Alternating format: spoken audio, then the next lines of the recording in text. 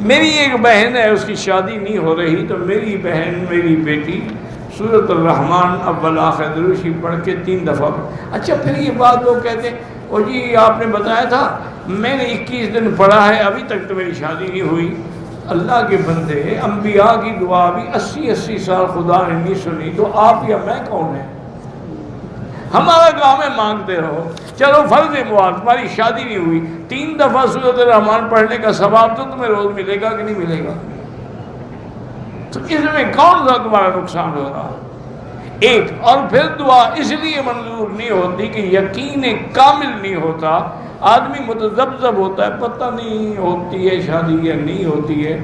تو اس کا تو میرے پاس کوئی حل نہیں ہے، جب تک یقین کامل نہ ہو کوئی فائدہ نہیں.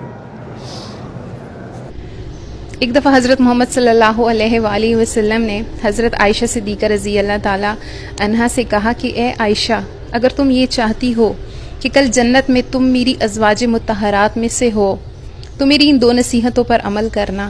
ایک یہ کہ کبھی کل کے لیے کھانا بچا کر نہ رکھنا، اور دوسرا یہ کہ کسی کپڑے کو جب تک اس میں پیوند لگ سکتا ہو بیکار نہ کرنا.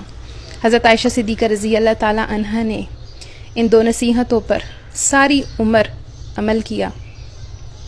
اور آج کی عورت یہ تو چاہتی ہے کہ اس کا خاوند اس سے محبت کرے، لیکن اس محبت کے لیے جو کوشش کرنی چاہیے وہ نہیں کرتی.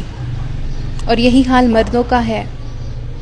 مرد اپنے لیے نیک اور ایمان والی بیوی کو پسند کرتا ہے، لیکن وہ شادی کسی ایمان والی عورت سے کرنا پسند نہیں